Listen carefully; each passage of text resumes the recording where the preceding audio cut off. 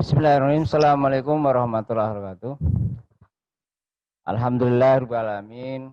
Asyhadu an la ilaha illallah wa anna Muhammadan abduhu wa rasuluh. Allahumma shalli ala Muhammad wa ala ali Muhammad. Qala Allah Ta'ala fi kitabil karim. A'udzu billahi minasy syaithanir rajim. Bismillahirrahmanirrahim. Wal asri na insana lafi khusrin ila alladziina amanu wa 'amilus solihati wa tawassaw bil haqq wa tawassaw bis sabr. Bapak, Ibu-ibu, ada adik-adik juga ya. Adik-adik yang dimuliakan Allah, alhamdulillah pada pagi hari ini, Ahad tanggal 6 September 2020 kita bisa bermuajah kembali dalam acara kajian Ahad pagi yang insya Allah rutin disediakan oleh Yayasan Bina Insani Kabupaten Grobogan, yang pada kesempatan pagi hari ini nanti yang mengisi adalah Beliau Ustadz Al-Karom Muhammad Yusuf.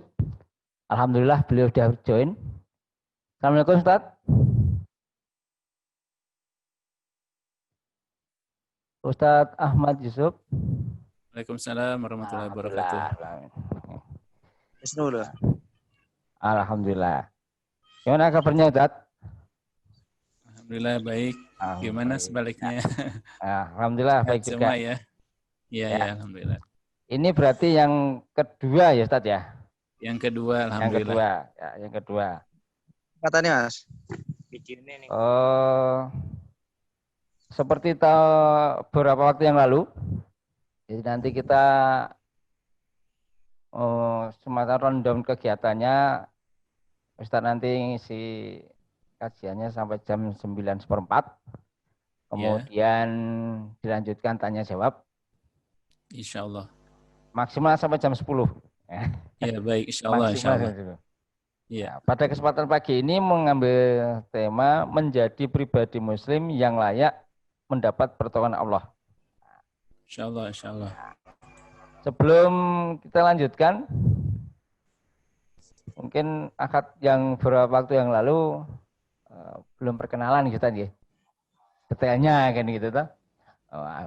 Putaran berapa, sekarang bisa di mana kan gitu. Ya. Ya, nanti mungkin sebaiknya perkenalan terlebih dahulu. Insya Allah. Yang berpartisipasi sejumlah berapa ini Mas? Baru 18. Gimana Tat? Mau langsung dimulai atau gimana ini? Ya, tafadhol. Tapi biasanya kan ada baca Quran dulu ya? Baca tilawah dulu. Enggak.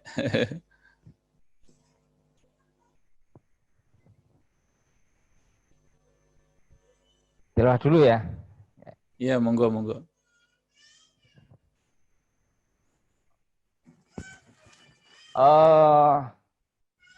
Tilawah dulu, sebentar.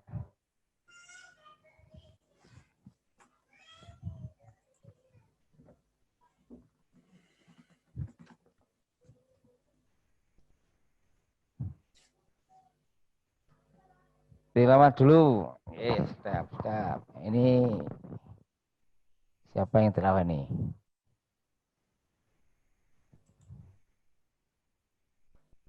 Ustadz Edi.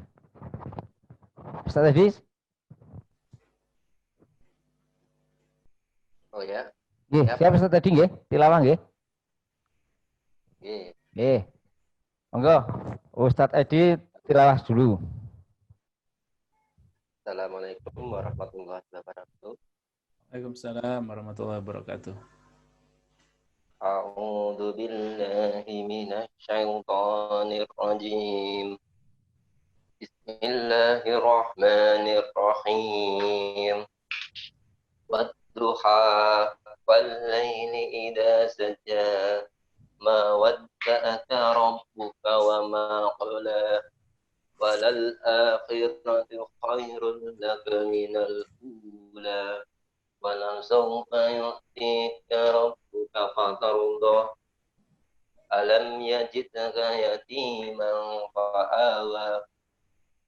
Wawajadaka dhallan fahada. Wawajadaka 'ailan fa'ana. فأما اليتيم فلا تقهر وأما السائل فلا تنحر وأما بنعمة ربك فحدث Sadaqallahul Azim. Wassalamualaikum warahmatullahi wabarakatuh. Waalaikumsalam. Waalaikumsalam warahmatullahi wabarakatuh. Syukron Ustaz tadi. Oh, kita belum buka tadi ya Ustaz ya acaranya. Bapak Ibu semuanya, mari kita buka dengan bacaan basmalah. Bismillahirrahmanirrahim. Bismillahirrahmanirrahim. Kurang lebih 1 jam nanti Ustaz. Saya nyebutnya siapa ini? Pak Yusuf aja, Ustaz Yusuf. Ya, Ustaz Yusuf. Ya, gitu lah. Ustaz Yusuf. Kurang lebih 1 jam Ustaz Yusuf nanti akan mengisi tajih. Selanjutnya nanti dilanjutkan dengan tanya jawab. Baik, insya Allah. Waktu dan kesempatan sepenuhnya kami berikan kepada Ustaz Yusuf. Tafadhol.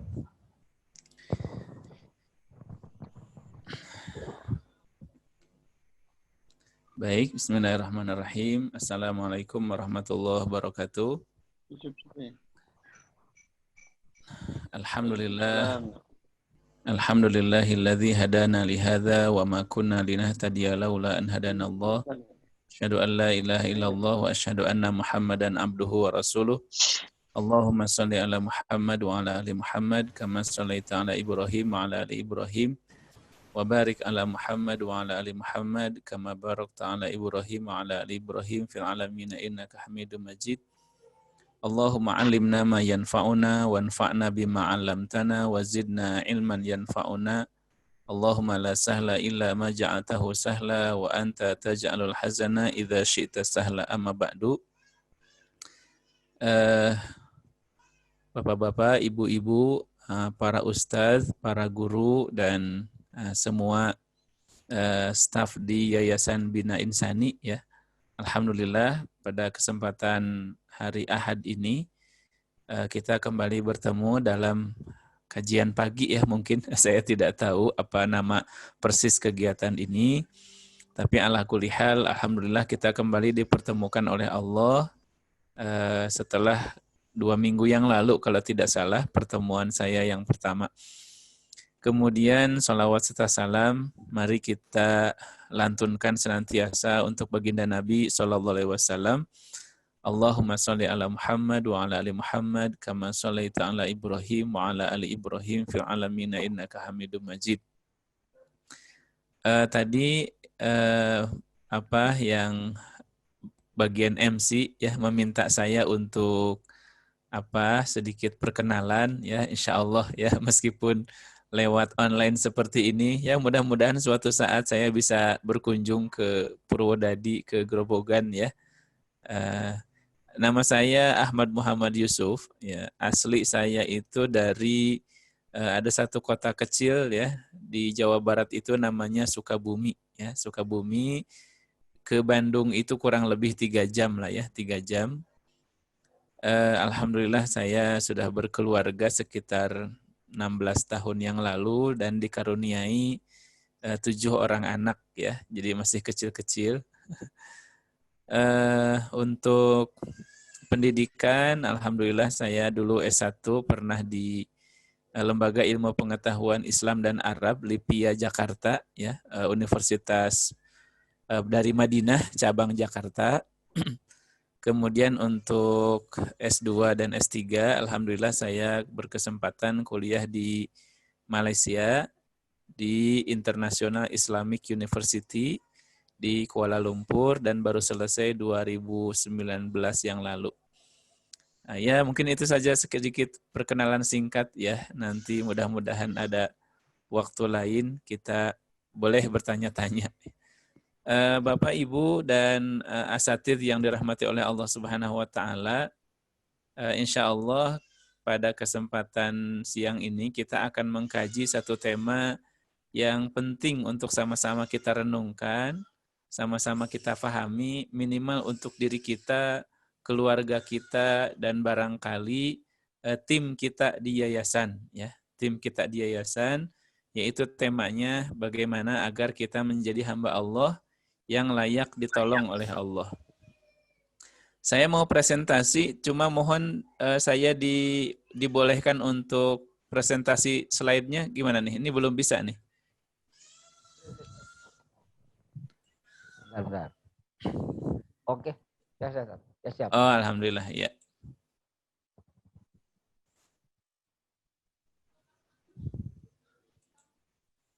Ya, sudah kelihatan ya? Ampun. Ya.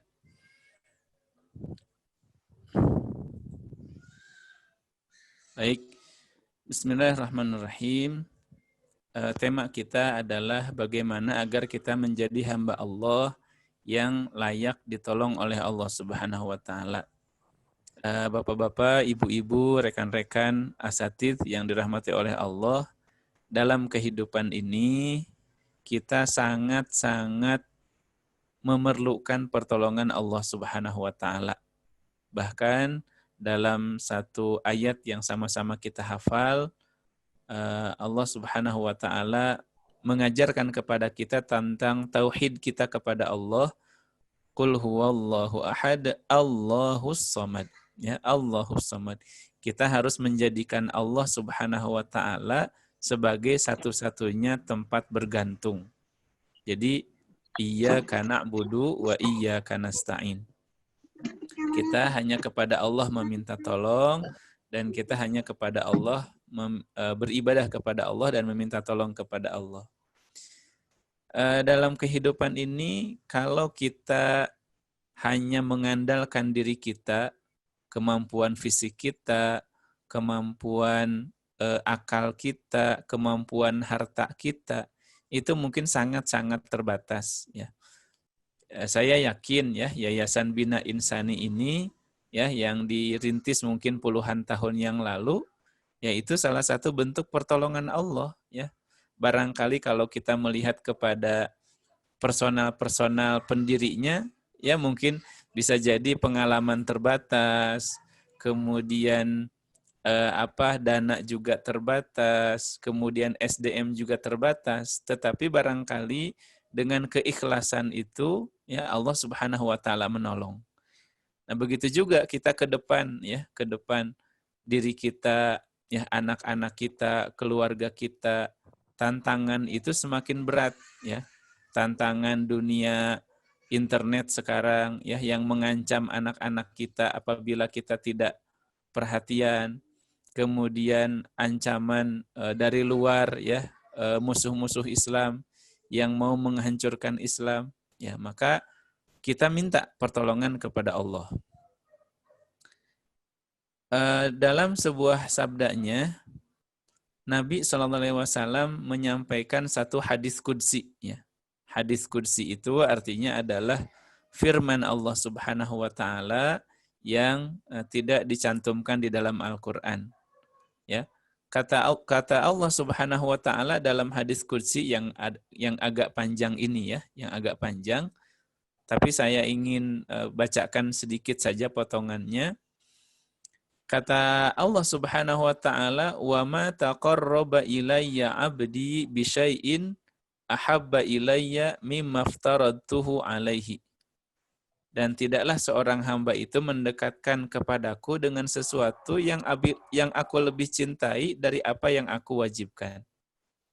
Jadi sesuatu yang sangat dicintai oleh Allah dari hambanya adalah apabila hamba itu menunaikan kewajiban kepada Allah, yang wajib-wajib.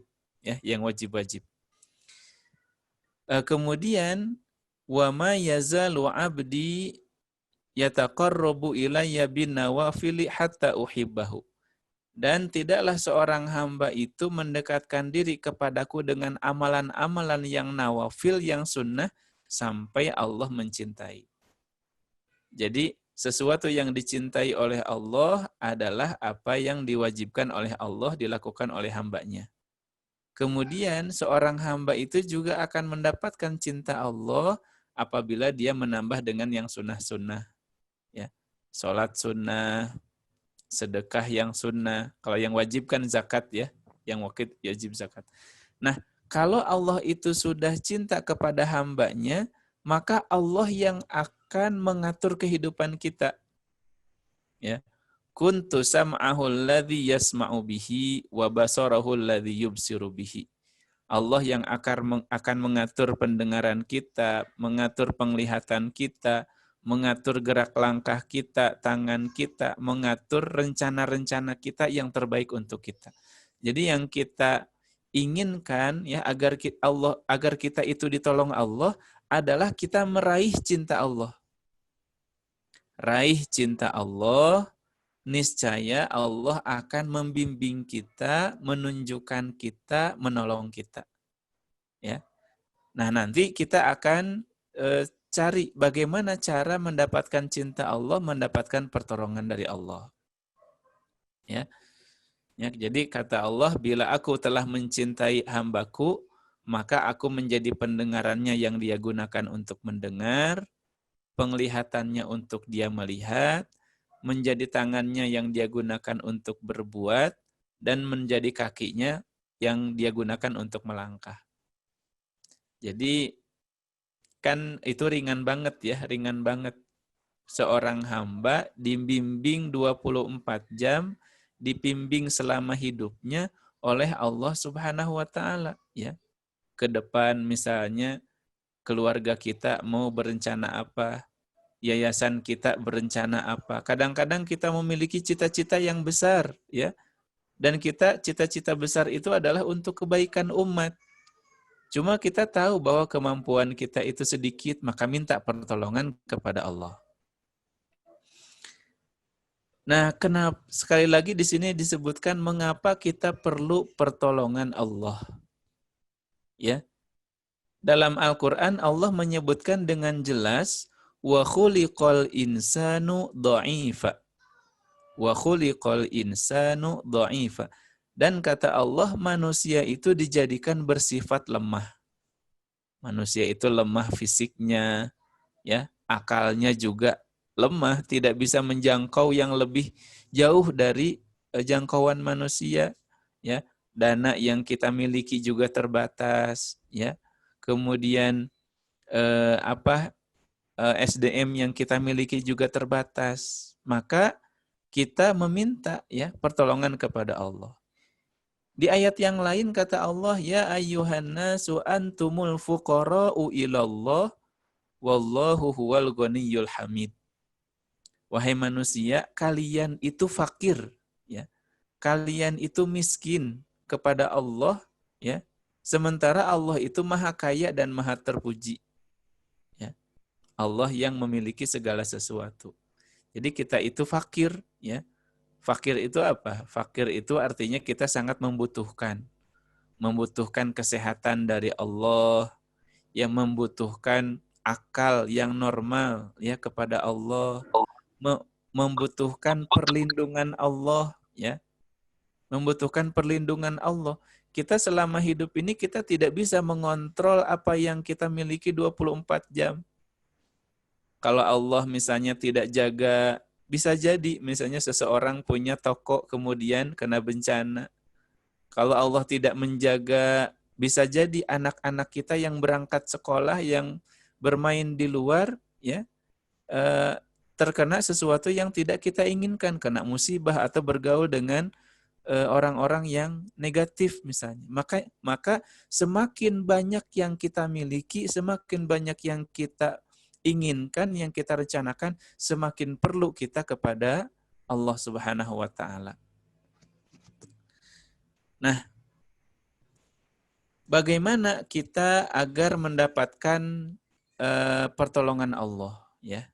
Bagaimana kita memantaskan diri dengan pertolongan Allah? Betul, kita itu, ya saya yakin ya, bapak-bapak, ibu-ibu di sini semua paham ya, kita itu menyembah Allah dan kita meminta tolong kepada Allah. Banyak keinginan kita, banyak cita-cita kita, cita-cita yang baik tentu saja, ya. Cuma kita kira-kira kita itu layak atau tidak ditolong oleh Allah, ya. Karena tidak semua orang layak ditolong oleh Allah. Hanya orang-orang tertentu, orang-orang yang sangat dekat dengan Allah yang layak ditolong. Nah, bagaimana cara kita mendapatkan pertolongan Allah? Nah, kita coba kembali kepada Al-Quran. Ya, insya Allah saya akan sampaikan beberapa ayat-ayat Allah Subhanahu wa Ta'ala dalam Al-Quran, juga beberapa hadis yang disebutkan di situ bahwa orang yang demikian layak ditolong. Yang pertama adalah orang yang senantiasa bertakwa kepada Allah.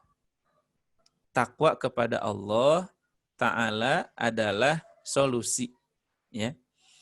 Banyak sekali dalam Al-Quran itu ayat-ayat yang menyatakan tentang takwa.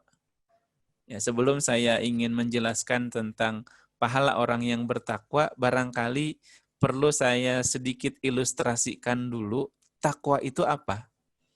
Kan sering kita ya mengatakan takwa itu menjalankan semua perintah Allah dan menjauhi segala larangan Allah. Betul ya, itu definisi ataupun pengertian yang betul. Ada satu ilustrasi oleh sahabat tentang takwa. Sahabat ini mengatakan, pernahkah kalian melewati suatu jalan yang penuh duri, penuh dengan benda-benda yang tajam? Maka kata sahabat yang bertanya itu, iya saya pernah. Apa yang kamu lakukan? Maka si sahabat yang bertanya ini menjawab, saya akan angkat kain baju saya dan saya akan memilih tempat-tempat ataupun tempat-tempat memijakkan kaki saya supaya tidak terkena duri. Jadi kalau kita lewat satu jalan, satu gang, banyak duri, banyak lubang, banyak benda-benda tajam di situ, pasti kita hati-hati milih yang kosong, yang bersih, tidak ada duri, seperti itu. Dengan sangat hati-hati. Nah, kata sahabat tadi, begitulah takwa. Di dunia ini banyak duri-duri, ya godaan setan, banyak benda-benda tajam yang itu adalah kemaksiatan. Jadi seorang mukmin itu memilih amalan-amalannya, aktivitas-aktivitasnya hanya yang diridhoi oleh Allah dan menjauhi hal-hal yang bisa menjerumuskan dia ke dalam murka Allah. Itu takwa. Hati-hati kita, ya kehati-hatian kita dalam memilih aktivitas. Nah, apa yang akan diberikan oleh Allah kepada orang yang bertakwa?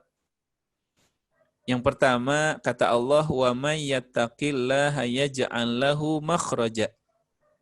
Dalam surat At-Talaq ini ya. Barang siapa yang bertakwa kepada Allah, Allah akan berikan baginya jalan keluar, solusi. Ya.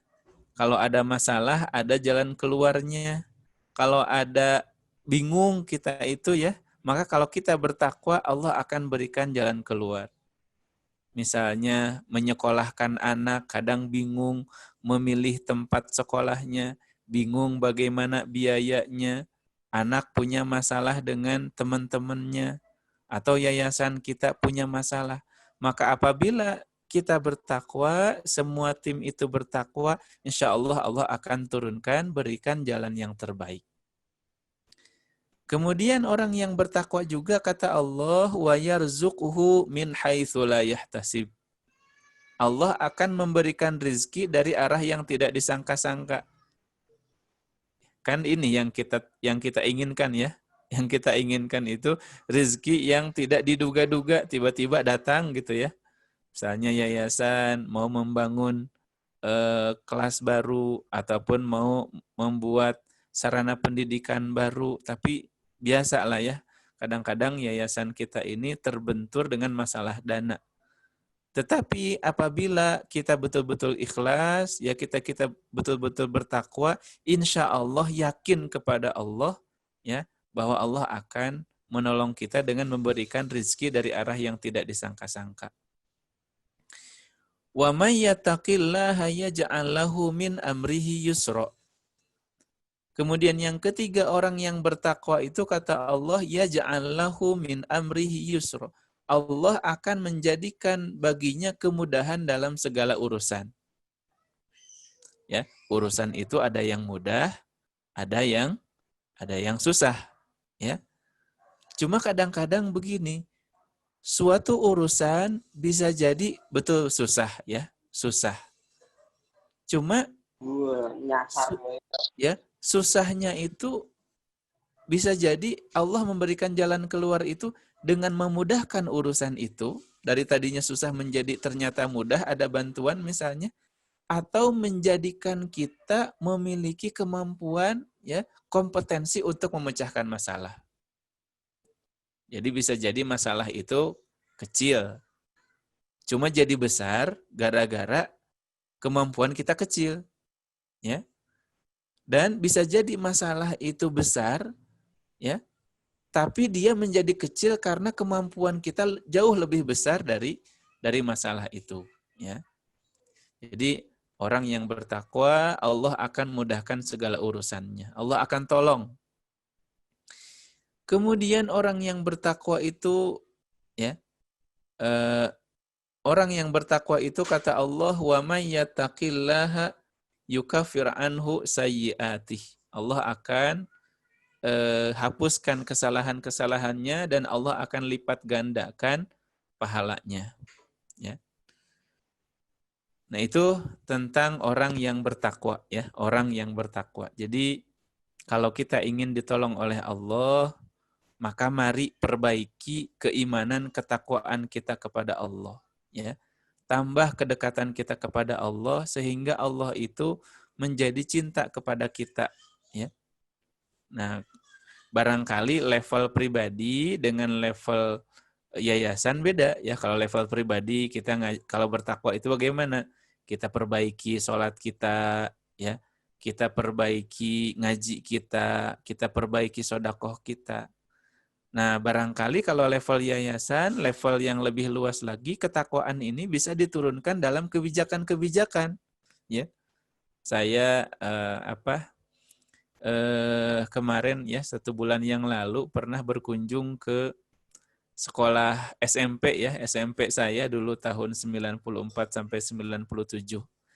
Yang membuat saya gembira adalah sekolah saya ini sekarang sedang membangun masjid sekolah karena memang belum punya sekolah negeri, ya. Tetapi yang membuat saya gembira itu adalah bahwa di sekolah itu sekarang setiap hari rutin diadakan sholat duha di pagi hari, ya. Ya barangkali di Yayasan Yabinsa juga sudah ada. Tetapi sesuatu yang dulu tidak ada sekarang ada, sholat duha itu subhanallah. Dulu zaman saya itu hanya sekedar memperjuangkan, ya, siswi-siswi yang belum berjilbab menjadi berjilbab. Nah, sekarang sudah bertambah dengan ada sholat duha, ya, mungkin ada juga belajar Al-Qur'an. Nah, jadi ketakwaan yang sifatnya kolektif bisa kita turunkan dalam bentuk kebijakan-kebijakan di yayasan. Misalnya gerakan sedekah setiap hari Jumat misalnya. Bisa untuk yayasan ataupun bisa untuk keluar. Gerakan sosial misalnya untuk santunan fakir miskin, ya. Ataupun yang lain-lain, ya, yang barangkali memang sudah dijalankan. Jadi tingkatkan ketakwaan tim kita, ya. Yayasan kita, insya Allah Allah akan tolong. Nah, kemudian yang kedua, kalau tadi terkait ketakwaan, yang kedua saya ingin membaca ataupun menyampaikan tentang adanya 5 kunci kemenangan, ya, 5 kunci agar kita ditolong oleh Allah Subhanahu wa taala. 5 kunci agar kita ditolong oleh Allah Subhanahu wa taala. Kata Allah Subhanahu wa taala, kalau ayat ini sebenarnya terkait dengan perang, ya. Terkait dengan perang. Tapi kan perang itu sama juga. Perang umat Islam itu pertolongannya dari Allah, ya. Wa man nasru illa min indillah. Dan katakanlah bahwa kemenangan itu dari Allah Subhanahu wa taala. Allah Subhanahu wa taala dalam surat Al-Anfal berpesan, ya, berpesan kepada kaum muslimin apabila mereka bertemu dengan musuh-musuhnya. Ya ayyuhalladzina amanu idza laqitum fi'atan fasbutu wadhkurullaha katsiran la'allakum tuflihun wa ati'ullaha wa rasulahu wa la tanaza'u fatafshalu wa tadhhaba rihukum wasbiru innallaha ma'as sabirin. Di sini ada 5 pesan Allah Subhanahu wa taala kepada umat Islam apabila mereka ingin mendapatkan kemenangan ketika berperang. Yang sebenarnya pesan ini bisa kita amalkan juga baik untuk diri sendiri, untuk keluarga, untuk tim kita, atau bahkan untuk level yang lebih luas ya, masyarakat kita, ya, negara kita dan kaum muslimin secara umum. Apa pesan Allah Subhanahu wa taala itu? Ya. Yang pertama kata Allah, ya ayyuhalladzina amanu idza laqitum fi'atan fasbutu. Yang pertama adalah teguh memegang kebenaran. Ya, teguh memegang kebenaran apabila kita ingin ditolong oleh Allah Subhanahu wa taala. Maksudnya teguh memegang kebenaran itu apa? Maksudnya adalah harus apa yang kita perjuangkan itu adalah fisabilillah. Ya, fisabilillah. Ya, kalau misalnya yayasan kita bergerak di bidang pendidikan, ya, jangan lupa menjadikan salah satu visi misinya adalah untuk menyebarkan ilmu Allah, mendidik generasi muda dengan pendidikan yang baik agar mereka dekat kepada Allah. Ya, pendidikan bukan semata-mata untuk meraih misalnya ya keuntungan, ya maaf saja kan sekarang banyak ya lembaga-lembaga pendidikan yang memang kelihatannya orientasinya seperti ya bisnis gitu. Jadi kita harus jadikan betul-betul fisabilillah. Ya meskipun tidak menghalangi ya, kata para ulama juga boleh mengajarkan ilmu itu, boleh mengambil upah yang sewajarnya. Apalagi kalau misalnya guru-gurunya itu ya memang fokusnya di mengajar. Tetapi itu tidak memalingkan dari tujuan utama untuk fisabilillah. Yang kedua, agar kita ditolong oleh Allah menurut ayat itu adalah wadhkurullaha katsiran la'allakum tuflihun. Ya, dan berzikirlah kalian mengingat Allah agar kalian mendapatkan kemenangan. Di dalam perang saja Allah menyuruh kaum muslimin untuk banyak berzikir. Nah, maka ya sehari-hari kita juga perlu berzikir, ya, berzikir misalnya di pagi hari, di sore hari. Ya alhamdulillah ini barangkali kajian pagi seperti ini bagian dari zikir. Zikir itu kan artinya apa? Mengingat Allah dan memberikan peringatan. Kemudian yang ketiga, taat kepada Allah dan Rasul, ya. Taat kepada Allah dan Rasul. Kita jaga ibadah siswa-siswi kita, sebagaimana kita juga menjaga ibadah guru-guru kita, staf-staf kita, ya. Ya, misalnya ada evaluasi bagaimana baca Qur'annya, ada qiyamul lail berjamaah, ada sedekah berjamaah, ya. Ada yang lain-lain, ya. Kemudian yang keempat, wala tanaza'u, ya. Wala tanaza'u, janganlah kalian itu berselisih. Bapak-bapak, ibu-ibu yang dirahmati oleh Allah Subhanahu wa taala, saya yakin ya, dimanapun ya, kapanpun, siapapun yang berkumpul berjamaah pasti kadang muncul di sela-sela perjalanan berjamaah itu ada muncul perbedaan pendapat, perbedaan keinginan, ya, ada perbedaan pandangan. Nah, sebenarnya sesuatu yang biasa, tetapi kalau kita tidak pandai mengelola, kadang-kadang suka ada yang misalnya tersinggung, ada yang bahasa Betawinya mutung, ya. Maksudnya tidak mau bergabung lagi gitu kan. Atau misalnya ada yang sakit hati, kemudian berpisah seperti itu. Jadi ukhuwah harus senantiasa dijaga. Ya, perbedaan itu pasti ada. Cuma bagaimana kita mengelola perbedaan itu supaya kita tetap satu tim, tetap bersatu. Dan yang kelima, wasbiru innallaha ma'as-sabirin. Ya. Di antara yang menjadikan Allah itu menurunkan pertolongan adalah apabila kita bersabar. Sabar dalam apa? Ya. Kalau kita kembali kepada perkataan para ulama, sabar itu ada 3, ya. Sabar dalam taat kepada Allah, ya, dalam taat kepada Allah. Tanamkan dalam diri kita semua, ya, dalam diri kita semua, apapun yang terjadi, ya, saya akan tetap mengajar, menyebarkan kebaikan, meskipun misalnya anak-anaknya susah, ya, kemudian kesejahteraan gurunya susah, ya, ataupun misalnya suasananya kurang tidak baik seperti dulu misalnya. Kan dari awal kita sudah niat, ya. Dari awal kita sudah niat bahwa kita mengajar itu karena Allah Subhanahu wa taala. Juga sabar itu sabar dari meninggalkan kemaksiatan dan sabar atas ujian yang menimpa yang Allah berikan kepada kita. Ya, itu 3 kesabaran. Dan kalau tidak sabar, apapun tidak bisa diraih, ya. Bapak-bapak dan ibu-ibu yang dirahmati oleh Allah, kalau tidak ada sifat sabar dalam diri kita, niscaya apapun tidak akan jadi, ya. Ya, pengen ngajar anak-anak cepat pinter nggak akan jadi, ya. Pengen kalau misalnya kita membangun yayasan, pengen cepet-cepet jadi, cepet-cepet besar, ya, nggak akan bisa. Segala sesuatu harus sabar. Mendidik diri, mendidik keluarga juga semuanya harus sabar.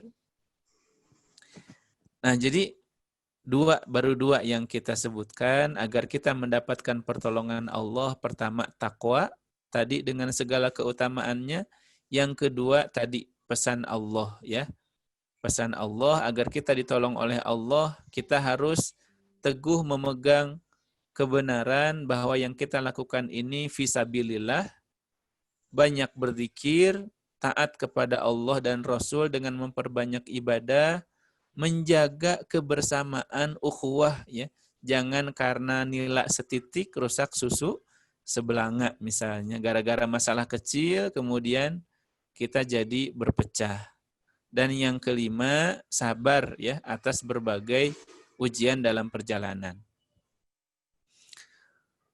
Banyak sebenarnya, ya, yang lain-lain.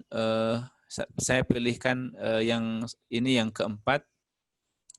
Yang berikutnya yang akan menjadikan kita mendapatkan pertolongan Allah adalah disebutkan dalam hadis, ya, disebutkan dalam Al-Quran, adalah apabila kita menolong agama Allah. Ya ayyuhalladzina amanu intan surullaha yansurkum wa yuthabbit aqdamakum.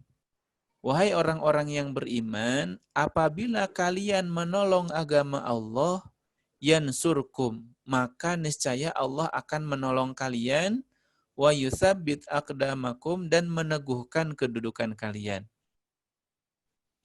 Jadi kalau kita ingin ditolong oleh Allah, maka tolonglah Allah. Loh, Allah kok minta tolong? Bukan begitu maksudnya. Kita tolong agama Allah supaya agama Allah ini tersebar, agama Allah ini berdiri di atas muka bumi, agama Allah ini mendapatkan kemenangan, ya, di atas muka bumi. Jadi kalau kita mau memperbanyak niat, ya, kenapa saya mengajar? Saya mau menolong agama Allah, menyebarkan Al-Quran, menjadikan anak-anak didik saya, ya, berislam dengan Islam yang baik. Menolong agama Allah juga dengan misalnya menegakkan syiar-syiar Allah, mendirikan masjid, ya, mendirikan pusat-pusat pendidikan Islam, ya, menyebarkan Al-Quran dan sebagainya. Jadi kita niatkan apa yang kita lakukan ini untuk menolong agama Allah, bukan semata-mata, ya, mencari keuntungan pribadi ya, bukan semata-mata mencari keuntungan pribadi. Ya Allah, saya mengajar untuk menyebarkan agamamu ya Allah. Ya Allah, saya mendidik anak-anak supaya mereka dekat dengan Engkau ya Allah. Kemudian meraih pertolongan Allah dengan doa ya. Barangkali bapak-bapak dan ibu-ibu pernah mendengar suatu hadis Nabi SAW bahwa kata Nabi SAW, ad-du'a'u silahul mu'min. Ad-du'a'u silahul mu'min. Bahwa doa itu adalah senjatanya seorang mukmin. Ya. Ya, ini sebenarnya sesuatu yang wajar ya, sesuatu yang wajar apabila kita ada keinginan, ada sesuatu yang kita cita-citakan, maka minta kepada Allah sebagai pembuktian kita itu iyyaka na'budu wa iyyaka nasta'in. Dalam Al-Qur'an ya, Allah setelah menyebutkan ayat tentang saum ya, setelah menyebutkan ayat tentang saum, Allah menyebutkan tentang doa ya, tentang doa. Kata Allah Subhanahu wa taala, "Wa idza sa'alaka 'ibadi 'anni fa inni qarib. Ujibu da'watad da'i idza da'an falyastajibu li wal yu'minu bi la'allahum yarshudun." Wa idza sa'alaka 'ibadi, dan apabila hambaku bertanya tentang aku, fa anni fa inni qarib, maka sesungguhnya aku ini sangat dekat. Ujibu da'watad da'i idza da'an, yang aku itu mengabulkan ya permintaan hambaku apabila dia meminta. Falyastajibu li wal yu'minu bi, maka hendaklah mereka itu memenuhi perintahku dan beriman kepadaku. Nah, jadi bapak-bapak yang dirahmati oleh Allah, kita apabila ada yang kita inginkan, kita minta tolong kepada Allah melalui doa. Dan doa itu ya, kadang-kadang kan kita misalnya sudah berdoa, tapi nggak tahu doa kita udah dikabulkan oleh Allah apa belum. Nah, doa itu, selama doa itu baik, ya, selama doa itu baik, maka kata para ulama ada 4 kemungkinan doa. Ya. Ada 4 kemungkinan doa. Apabila kita berdoa dengan doa kebaikan, maka ada 4 kemungkinannya. Pertama, apa yang kita minta kepada Allah diberikan persis oleh Allah. Ya. Diberikan persis oleh Allah seperti apa yang kita minta. Kita minta A, Allah kasih A. Kita minta B, Allah kasih B. Nah, dan kadang-kadang kita pengennya ini ya. Kita pengen misalnya tahun depan naik haji ya. Ya pengennya tahun depan naik haji. Seperti itu. Kemudian yang kedua, kata para ulama, doa itu apabila tidak diberikan apa yang kita minta, maka Allah akan memberikan kepada kita sesuatu yang lebih baik menurut Allah. Kalau kita minta sesuatu, ya, itu kan baik menurut kita, ya. Kita ingin agar anak kita misalnya kuliah di UI, kita ingin anak kita kuliah di ITB, itu kan menurut kita, ya, menurut pandangan kita. Tapi bisa jadi menurut pandangan Allah dengan ilmunya yang luas, ya, bahwa anak kita itu di tempat yang lain misalnya, ya. Nah, jadi Allah memberikan yang lebih baik menurut ilmu Allah, dan ilmu Allah maha luas ya. Ya, kalau kita kan terbatas ya pandangan kita. Kemudian yang ketiga, apabila doa kita tidak dikabulkan seperti apa yang kita minta ataupun tidak diganti dengan yang lebih baik, bisa jadi doa kita itu diganti oleh Allah dengan kita dihindarkan dari bahaya yang katakanlah nilai bahaya itu ataupun kerugian bahaya itu setimpal dengan apa yang kita minta. Sering kan ya kita dengar kabar berita terjadi kecelakaan yang misalnya di jalan raya ataupun di mana. Tetapi ada misalnya orang yang menurut logika itu harusnya terkena musibah itu, tapi ternyata dia diselamatkan oleh Allah. Harusnya dia ketabrak jadi tidak ketabrak. Harusnya rumah dia itu terbakar tapi ternyata tidak terbakar. Harusnya dia jatuh tetapi ternyata dia diselamatkan. Nah, bisa jadi peristiwa-peristiwa itu adalah balasan dari Allah atas doa-doa dia yang baik. Dan yang terakhir, doa itu apabila tidak Allah berikan di dunia, Allah akan simpan di akhirat. Jadi kalau begitu Bapak-bapak, Ibu-ibu, tidak ada salahnya kita berdoa dengan doa apapun selama doa itu kebaikan, ya. Karena semuanya akan diberikan balasan dengan baik, diberikan apa yang kita minta ataupun diganti dengan yang lebih baik menurut pandangan Allah, atau dihindarkan dari bahaya yang setimpal dengan apa yang kita minta, atau Allah simpan ya pahala ataupun jawaban dari doa itu di akhirat kelak. Semuanya baik. Kata sahabat yang disebutkan dalam hadis ini, kalau begitu ya Rasulullah, kita akan minta banyak kepada Allah. Kata Nabi, Allah lebih banyak lagi. Ya, jadi silahkan minta sebanyak-banyaknya kepada Allah. Dan Allah itu sangat suka dengan orang yang banyak meminta kepada Allah. Berbeda dengan manusia, ya. Kalau banyak meminta, ya kita ya kesel ya, nggak suka dengan orang yang banyak meminta. Sekali dua kali mungkin boleh, tapi kalau terus-terusan minta ya kita manusia gitu kan, beda dengan Allah. Allah sangat suka dengan hambanya yang banyak meminta. Kemudian yang keenam, Allah akan menolong orang yang istiqomah. Ya, istiqomah memperjuangkan agama Allah, istiqomah dalam beribadah kepada Allah, istiqomah di dalam membaca Al-Quran, istiqomah dalam sedekah. Kata Nabi kan, sebaik amal yang paling dicintai oleh Allah adalah amal yang istiqomah, amal yang terus-menerus meskipun sedikit, ya. Daripada sekali banyak tapi habis itu tidak lagi, ya. Jadi orang yang istiqomah akan dicintai oleh Allah, akan ditolong oleh Allah.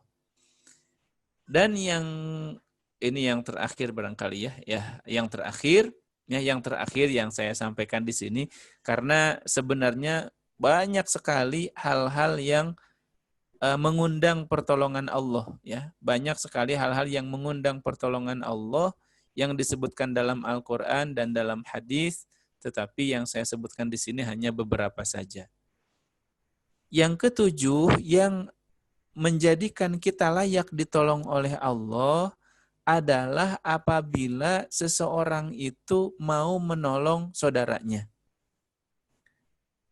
Kata Nabi SAW, wallahu fi aunil abdi maka nal abdu fi auni akhihi. Ya. Wallahu fi aunil abdi maka nal abdu fi auni akhihi. Dan Allah itu senantiasa menolong hambanya selama hambanya itu rajin menolong saudaranya. Jadi kalau kita ingin ditolong, tolonglah orang lain. Ya. Kalau kita ingin disayangi, maka sayangi orang lain. Makanya kan dalam hadis yang lain, man la yarham la yurham. Barang siapa yang tidak menyayangi, maka dia tidak akan disayangi. Jadi orang lain itu bagaimana sikap kita, ya, bagaimana sikap kita. Sikap kita baik, orang lain akan baik, ya. Begitu juga kita kepada Allah. Apabila kita baik kepada Allah, taat kepada Allah, Allah akan menolong kita, ya. Allah akan menolong kita. Dan yang terakhir ya, barangkali ini ada satu perkataan para ulama, ya, bahwa kita itu kan selama dalam kehidupan ya banyak berinteraksi dengan manusia ya, banyak berinteraksi dengan manusia. Kadang-kadang saking banyaknya urusan kita dengan manusia, kita jadi stres mikirin yayasan kita, tapi di saat yang sama kita mikirin keluarga kita, pendidikan anak-anak kita. Kalau kita punya usaha ya sambil mikir juga usaha kita yang kadang-kadang ya pikiran-pikirannya itu muncul juga saat kita sholat ya, lagi sholat mikirin dagangan ya, lagi sholat mikirin misalnya anak-anak, lagi sholat berpikir tentang ya masyarakat kita. Banyak sekali ya urusan kita selama hidup ini. Semakin besar kedudukan seseorang, semakin banyak urusannya. Nah, kata para ulama, kalau kita ingin selesai ya, kalau kita ingin sukses urusan kita dengan sesama manusia, maka selesaikan dulu urusan kita dengan Allah. Kata para ulama, man aslaha ma bainahu wa bainallahi aslahallahu ma bainahu wa bainan nas. Barang siapa yang memperbaiki hubungannya dengan Allah, maka Allah akan memperbaiki, akan memudahkan, akan menyelesaikan urusannya dengan sesama manusia. Ya. Kenapa bisa begitu? Ya kan Allah Subhanahu wa taala itu mengendalikan semua manusia. Allah Subhanahu wa taala mengendalikan semua hati manusia.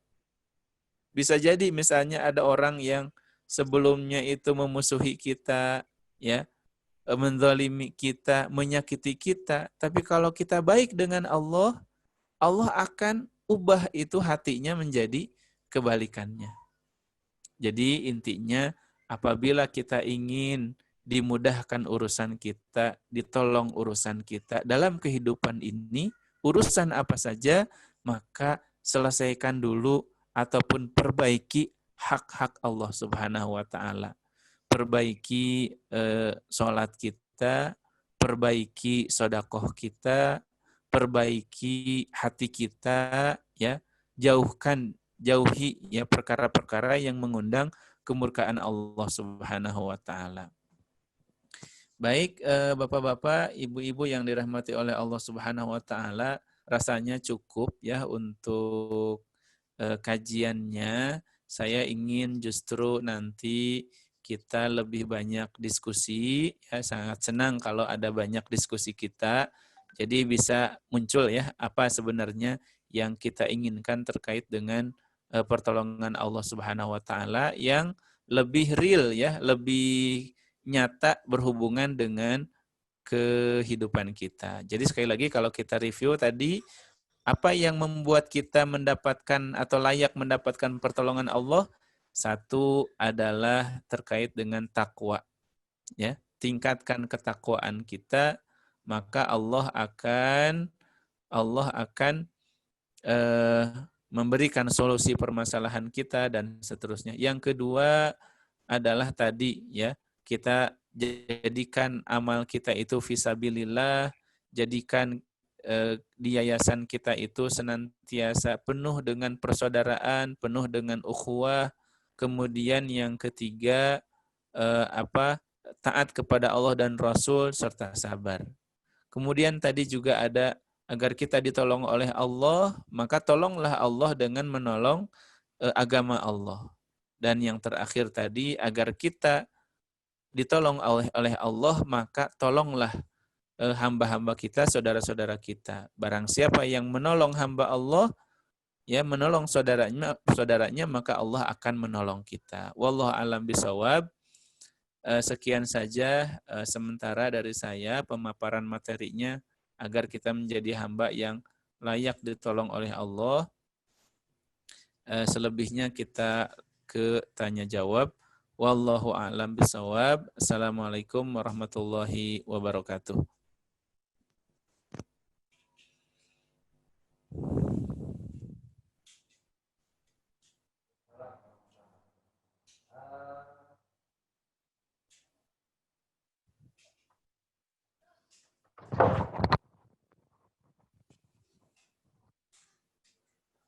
Jatuh. Selanjutnya kita adakan tanya jawab, tapi sebelum tanya jawab, Ustaz Yusuf, ini ada yang tanya, minta permintaan. Boleh nggak di-share Ya. nih? Materinya. Di-share gitu. Nah. Insya Allah nanti saya akan kirim ke siapa ya? Ke kami aja enggak apa-apa. Nah, ke saya aja enggak apa. Nanti saya kan kontaknya dengan Ibu Wati. Bu Wati, ya.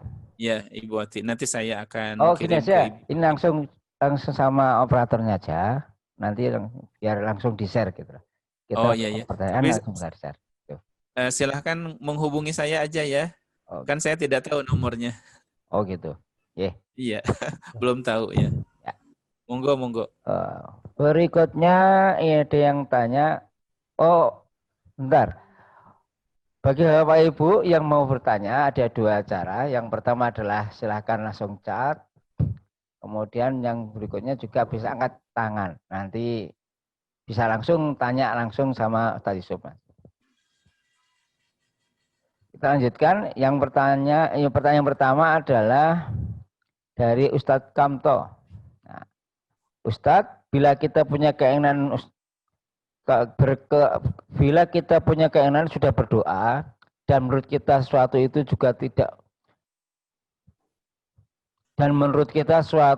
juga untuk kebaikan umat, sudah lama yang tapi kok belum terwujud, apa yang harus kita lakukan? Adakah yang harus dievaluasi? Pertanyaan seperti itu. Jadi baik. Doa banyak gitu untuk kebaikan umat, tapi kok enggak terwujud-wujud. Apa yang harus kita evaluasi dan apa yang harus kita lakukan? Itu pertanyaan pertama. Betul. Ya, baik. Terima kasih kepada Pak Kamto ya. Terkait dengan doa tapi belum terwujud. Bismillahirrahmanirrahim. Jadi ada satu hadis dalam kumpulan hadis Imam Nawawi ya, hadis 40 ya, hadis 40. Di situ Nabi SAW mengisahkan tentang seorang laki-laki ya yang dia berdoa dengan doa yang khusyuk. Bunyi hadisnya seperti ini. Tsumma dzakara ar-rajula yutilu safara ash'atha aghbara yamuddu yadayhi ila samai ya rabbi wa mat'amuhu haramun wa malbasuhu haramun wa ghudhiya bil harami fa anna yustajabu lahu. Jadi Nabi mengisahkan seseorang yang dia berdoa dengan khusyuk yang sebenarnya layak untuk dikabulkan. Kata Nabi, orang itu menengadahkan tangan ke langit, kemudian melakukan perjalanan ya. Orang yang musafir itu kan mustajab doa ya. Kemudian bajunya lusuh ya, sangat memelas kepada Allah. Tetapi kata Nabi, wa mat'amuhu haram, makanannya haram, wa mashrabuhu haram, minumannya haram, wa malbasuhu haram, dan bajunya haram ya, dari yang haram, kemudian dia dibesarkan dari hal-hal ataupun makanan yang haram. Maka kata Nabi, bagaimana mungkin orang seperti itu yang tumbuh dari yang haram bisa dikabulkan doanya? Nah, jadi barangkali sesuatu yang bisa menghalangi dikabulkannya doa seseorang adalah dia harus memperbaiki apa yang dia makan, ya, apa yang dia makan. Pastikan yang dia makan itu adalah yang halal dan thayyib. Pernah ada sahabat tanya kepada Nabi, ya Rasulullah, bagaimana supaya saya ini mustajab doa saya?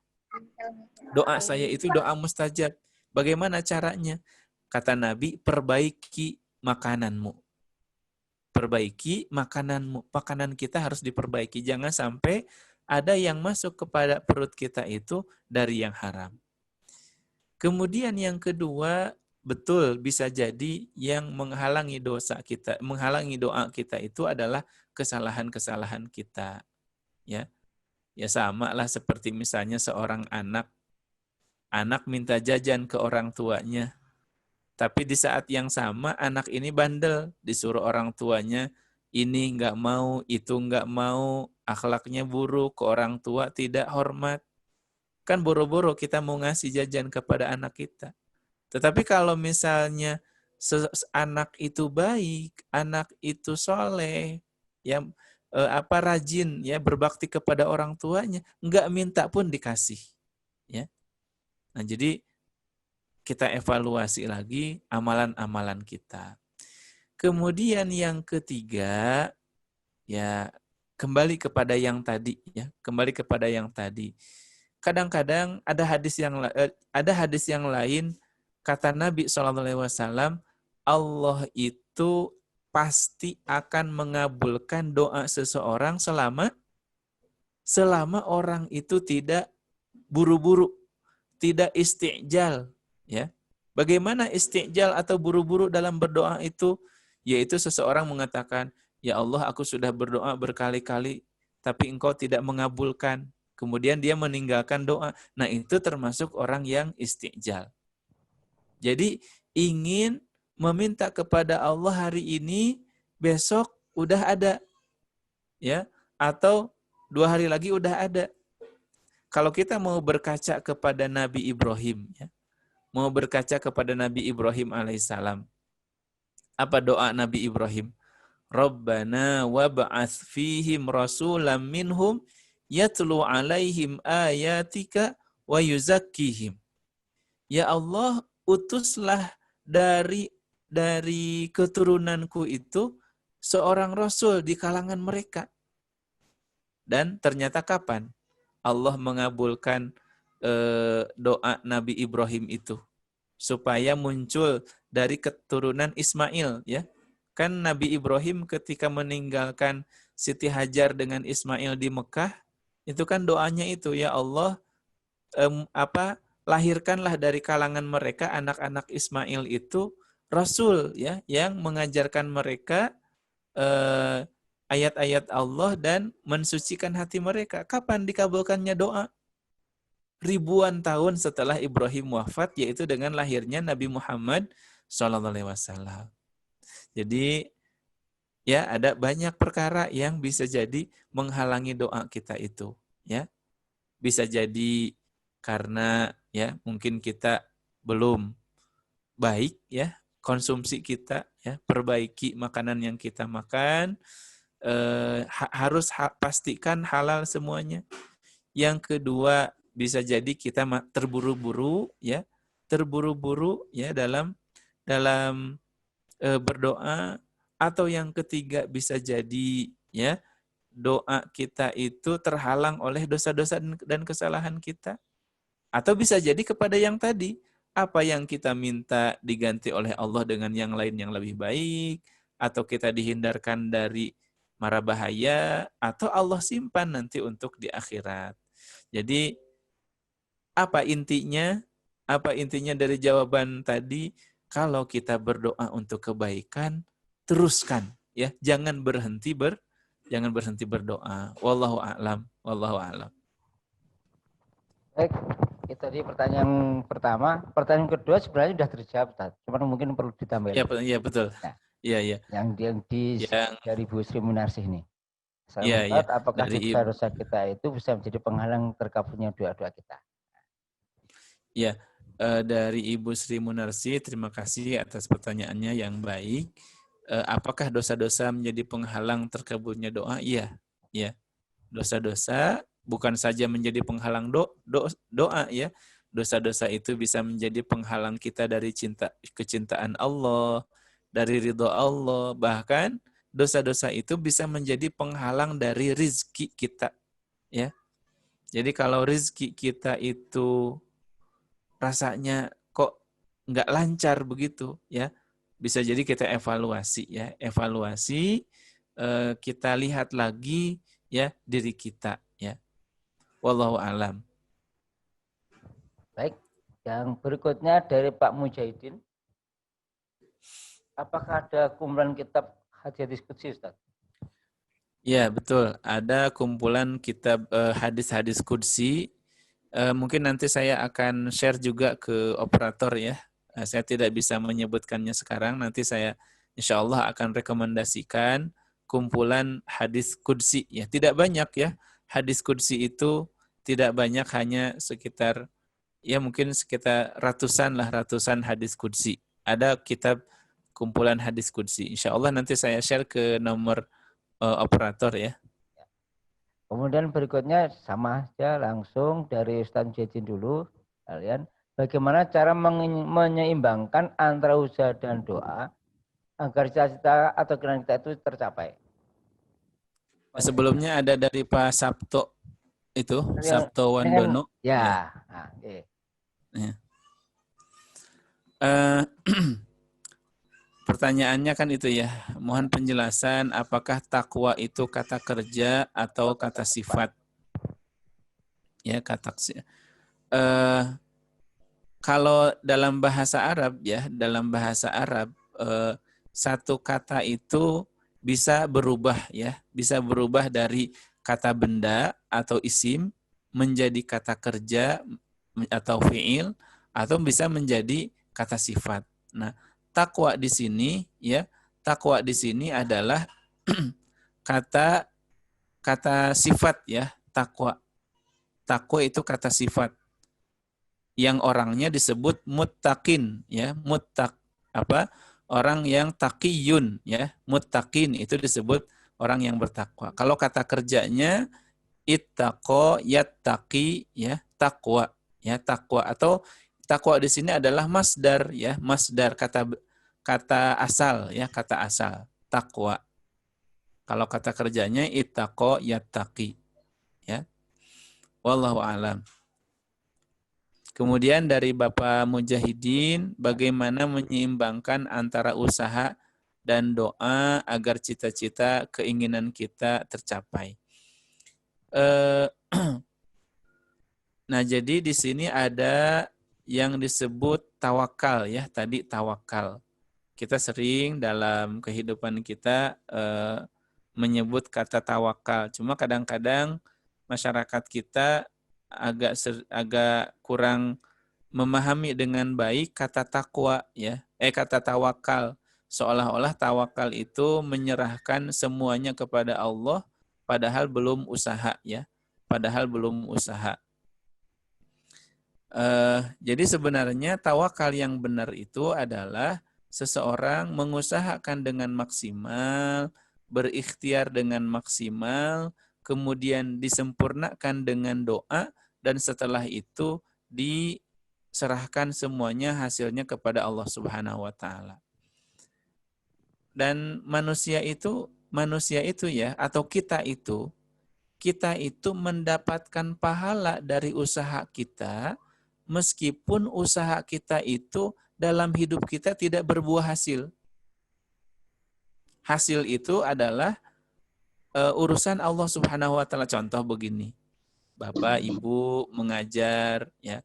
Kemudian kita berusaha mengajar dengan baik, menyampaikan dengan baik, mengajar Al-Qur'an dengan baik. Tetapi kok anak-anak ini tidak berhasil? Ya meskipun biasanya enggak semuanya ya. Dari misalnya ngajar 30 orang, yang berhasil mungkin 10 orang ya. Itu bukan berarti dari orang yang tidak berhasil itu kita tidak mendapatkan pahala. Jadi Allah itu memberikan pahala kepada kita itu atas usaha kita ya, kepada usahanya, bukan kepada hasilnya. Jadi kalau kita bekerja kemudian tidak berhasil, tidak sukses, bukan berarti tidak dapat pahala ya. Makanya teruslah berusaha ya, teruslah berikhtiar dan dilengkapi dengan doa, dan selebihnya diserahkan kepada Allah Subhanahu wa taala ya. Doa ya, menyeimbangkan antara usaha dan doa ya. Doa setelah, bagaimana supaya doa kita itu mustajab ya. Nah, salah satunya ada juga yang mungkin barangkali pernah dengar istilah tawasul ya. Istilah tawasul, kalau di masyarakat misalnya tawasul yang salah itu misalnya tawasul dengan Syekh Anu, tawasul dengan Syekh Fulan ya. Padahal sebenarnya tidak demikian ya. Tawasul yang benar itu ya, kalau Nabi masih hidup ya tawasulnya dengan Nabi ya, kalau Nabi masih hidup. Tapi kan Nabi sudah wafat, maka yang bisa kita lakukan tawasul kita adalah pertama tawasul kita dengan amal soleh.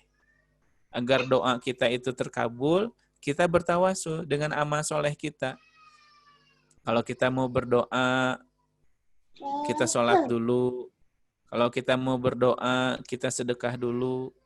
Atau setelah kita sholat, kita berdoa. Setelah kita beramal soleh, kita berdoa. Dan juga tawasul yang disebutkan oleh Allah dalam Al-Quran adalah bertawasul dengan Asmaul Husna. Ya, jadi kalau kita berdoa, bacalah Asmaul Husna. Ya, puji Allah Subhanahu Wa Taala dulu. Ya, puji Allah Subhanahu Wa Taala dulu. Jadi dua-duanya dilakukan usaha dan doa. Wallahu a'lam. Jadi kalau kita seperti di masyarakat banyak lah, ada namanya ziarah kubur, ziarah kubur wali A atau wali B, gitu. Kan rata-rata kadang itu tadi bertawasulnya itu tidak pada berdoanya pada itu tadi, berwasilah pada berwasilah. Ini tidak boleh ya? Ya, sepengetahuan saya bahwa yang demikian itu sebaiknya tidak dilakukan. Sebaiknya tidak dilakukan. Karena ya orang yang sudah wafat itu tidak bisa memberikan manfaat, juga tidak bisa memberikan mudarat. Bahkan bisa jadi orang yang sudah wafat itu justru dia yang lebih membutuhkan doa kita. Lebih membutuhkan doa kita. Ya. Kecuali para nabi dan para rasul. Makanya kan bahkan yang lebih buruk dari itu kan kebiasaan di masyarakat kita yang bisa menjurus kepada perbuatan syirik. Ketika ziarah kubur ke syekh tertentu, dia berdoa meminta kepada syekh itu supaya dipenuhi hajat kebutuhannya. Nah, itu sudah syirik, ya. Sudah syirik. Makanya kita perlu ya memberikan pendidikan kepada masyarakat terkait dengan adab-adab ziarah kubur, ya. Adab-adab ziarah kubur, tidak boleh duduk di atas kubur, tidak boleh berdiri di atas kubur, tidak boleh meminta kepada orang yang di dalam kubur. Tujuan ziarah kubur itu apa yang disebutkan oleh Nabi, ya. Tujuan ziarah kubur itu kata Nabi sebab ziarah kubur itu akan mengingatkan kita kepada kematian, ya. Jadi jangan sampai perbuatan yang sunnah yang berpahala malah berujung kepada perbuatan syirik yang diharamkan. Wallahu a'lam. Masih ada waktu kurang lebih setengah jam. Bapak Ibu Ya, yang mau bertanya, monggo.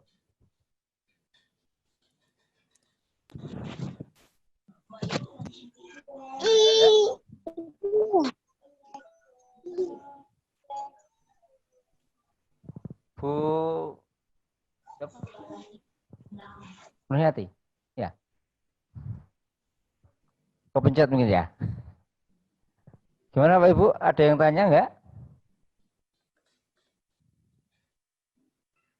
Mumpung masih ada waktu, monggo. Kalau tidak berkeinginan langsung ya boleh chat. Langsung aja kalau Bapak. Waalaikumsalam warahmatullahi wabarakatuh. Purwoto, monggo langsung Ustaz. Saya sambil di sawah nih, enggak apa-apa ya? Oh, nggih, monggo. Masya Allah di sawah. Iya. Sambil ini baru panen kacang, Ustaz. Masya Allah. Iya, dapat banyak kacangnya. Ya, alhamdulillah saya syukuri ya sih. Tadi kita udah dibuka. Terkata di depan dengan tawasul tadi, Ustaz. Ya, budaya tawasul. Kita kirim doa untuk orang yang sudah meninggal, misalnya ya. Iya.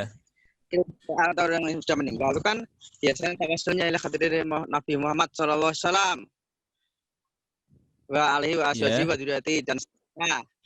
Al-Fatihah kan begitu. Lanjutnya wa khusun larahi jamaah kubur, khusun ila ruhi mbah siapa, binti siapa, dan seterusnya. Nah, terus pertanyaan saya tadi di depan Ustaz bilang kalau orang yang sudah meninggal tidak bisa memberikan apa-apa. Nah, kaitan dengan tawasul dikhususkan kepada si Fulan bin Fulan itu boleh tidak Ustaz?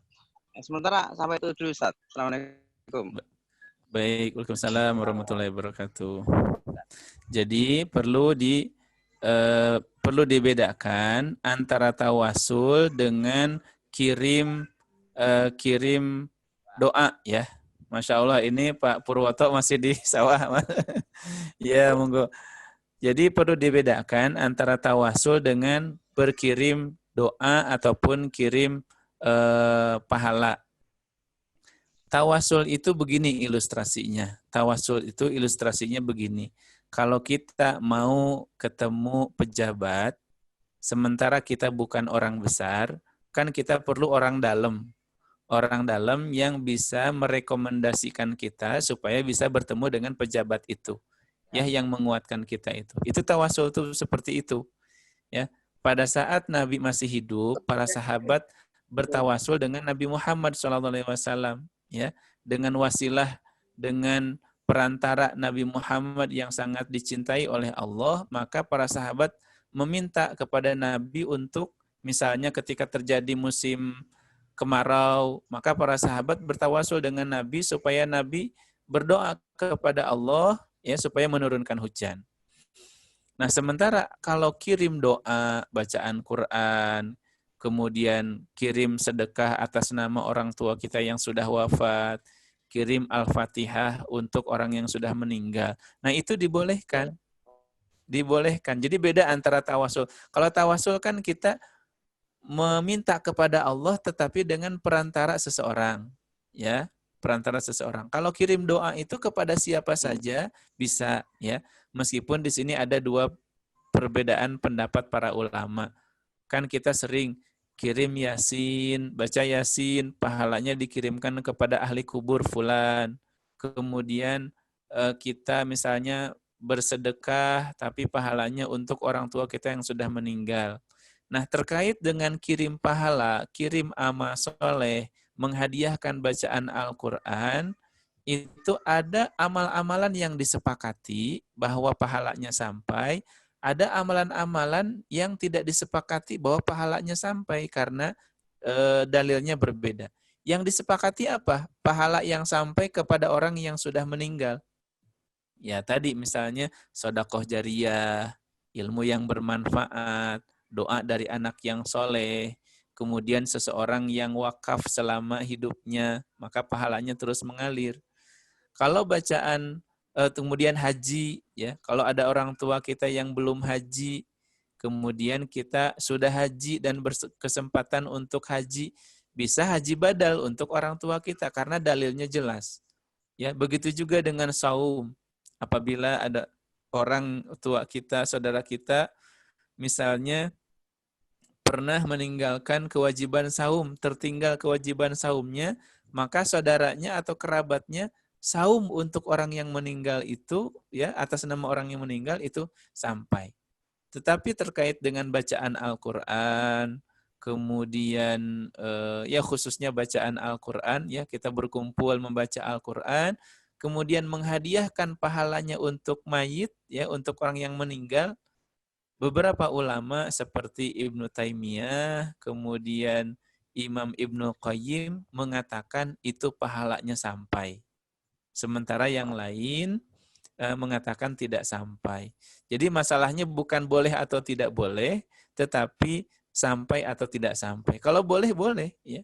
Berkumpul ya untuk membaca Al-Quran. Ya, kemudian pahalanya kita kirimkan. Ya, setelah itu kita berdoa untuk orang yang meninggal itu sampai. Ya. Wallahu a'lam bishawab. Jadi kalau yang saya tangkap dari Bapak Ustadz Purwoto ini perlu dibedakan antara tawasul dengan mengirim pahala ataupun mengirim hadiah amal soleh untuk orang yang telah meninggal. Wallahu a'lam bishawab.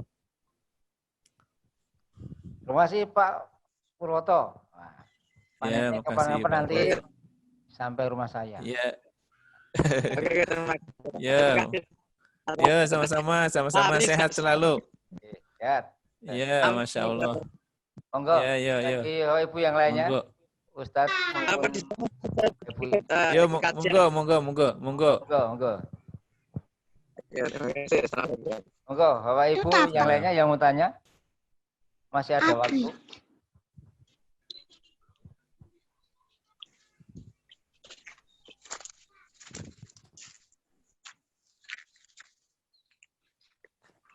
Tidak ada nggih?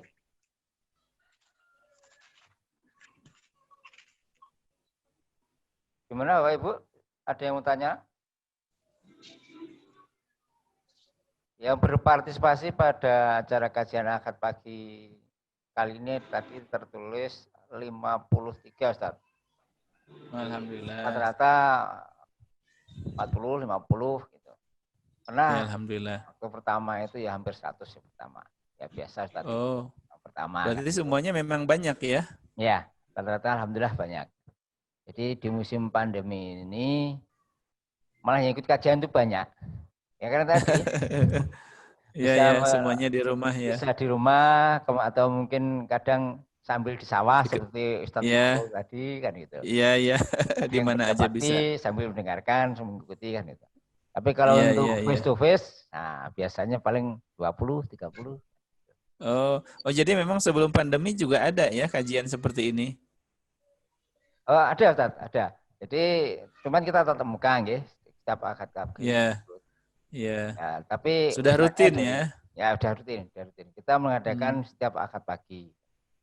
Itu tadi, cuman kalau tatap muka kan tidak setiap saat kita bisa hadir, gitu. Karena Iya, ada iya, tugas betul. masing-masing. Hingga akhirnya Iya. kita adakan daring kan gitu istilahnya. Gitu. Iya, betul. Iya, iya. Ya, insya Allah ada hikmahnya. Nah, ya. Kita ambil hikmahnya aja yang paling baik dari pandemi ini kan gitu. Iya, iya. Bagaimana Bapak Ibu? Ada yang tanya? Maaf sebentar, yang tadi nomor operator itu nomor Bapak siapa ya? Atau Mas siapa? Bapak Imam. Pak Imam ya. Nanti saya kirim insya Allah slide yang tadi sekaligus dengan apa tuh kitab kumpulan hadis kursinya insya Allah. Jadi nanti gini ya Bapak Ibu, kalau tidak bisa hari ini, pertemuan yang akan datang, kajian akad pagi yang akan datang, nanti kita share.